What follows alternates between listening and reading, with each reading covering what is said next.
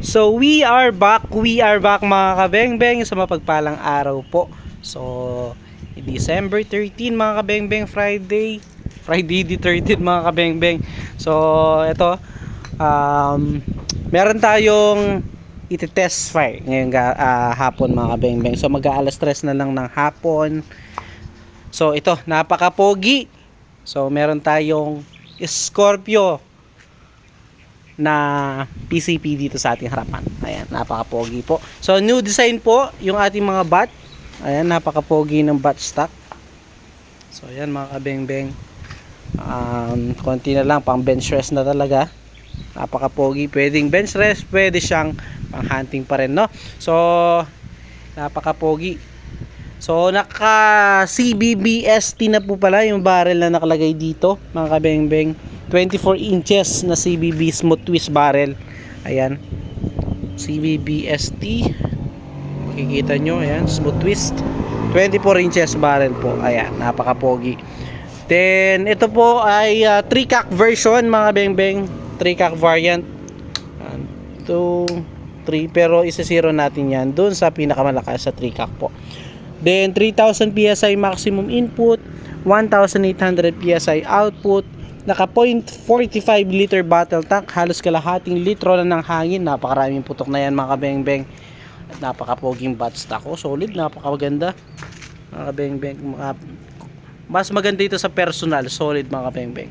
So subukan na natin, grouping test na po natin. So gagamitan po natin siya ng bala na JSB Exact Diabolo 0.22 18.13 grains na jumbo heavy mga kabengbeng. Ayan, napaka-pogi. JSB yung ating gagamitan na bala sa 36 meters, 35 to 36 meters po ay yung ating target. So grouping test po natin. So ito po ay unit ni Sir Ervin Pareño ng Tagum City, Davao del Norte. So sir, ito na yung unit mo Sir Ervin. Subukan na natin, grouping test na po natin sa 36 meters. So wag na natin patagalin pa mga kabengbeng. So ito, subukan natin. So Sir Ervin ng Tagum City, Davao del Norte. So subukan na natin ang inyong unit po, ang inyong Scorpio PCP. So yung kanilang unang plan is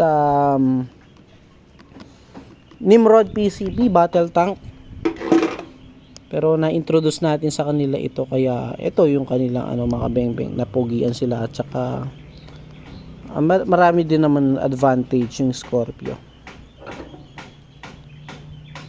So ito po, subukan na natin, no? At yun nga, naka CBB-ST na po yung kanyang barrel. So Sir Ervin Pareño, so ito the moment of truth.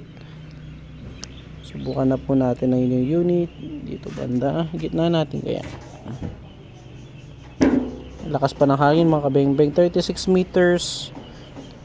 Hoping na maganda yung ating groupings using Jumbo Heavy Diabolo JSB 18.13 grains, 5.5 mm or 22 caliber na pellet po, no? So sir, ito, subukan na natin ang inyong Scorpio PCP. First shot po tayo. First shot.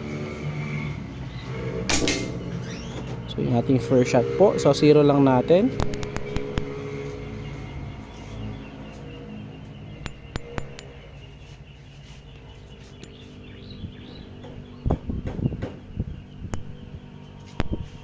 Yan. Second shot po tayo.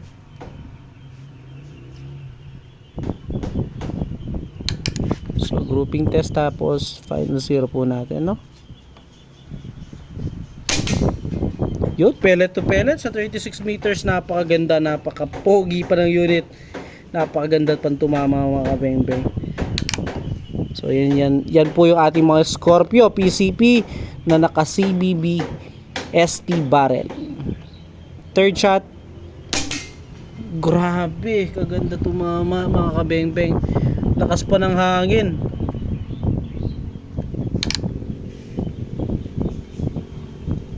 Apat.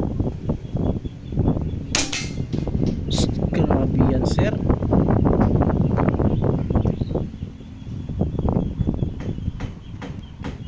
Pang-5. Pang-6 po. Medyo tinangay ng hangin yun, ha. Pang-6. Grabe, kaganda itong mga kabeng-beng.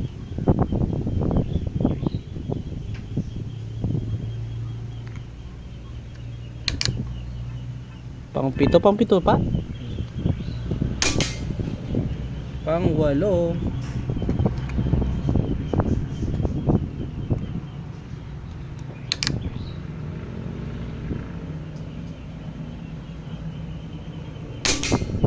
Pang-9, napakalakas pa ng hangin yan mga beng-beng.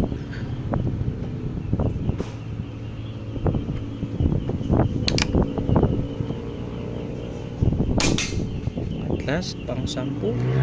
So yun sir, nakita nyo naman, ganda tumama, no? So tuning pa, hindi siya tuning, ano pa, break in pa to mga beng-beng. So mas gaganda pa yung tama niyan pag gagamitin pa ng gagamitin. So yan sir, nakita nyo naman po, 10 shots. So puntahan po natin yung ating naging groupings ng ating unit, no sir?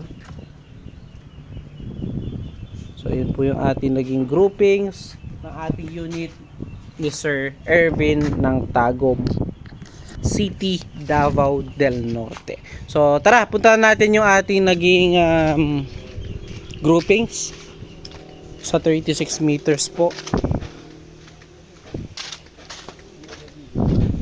So yan, lakas ng hangin mga beng-beng. Ayun, lakas ng hangin. Pero tignan nyo mga beng-beng, sa 36 meters napakaganda tumama po. Nakita mo naman sir. So 10 shots po sir. So yun, pahintayin na lamang po ang inyong unit sir. So yun lang mga beng-beng. Again, peace out po.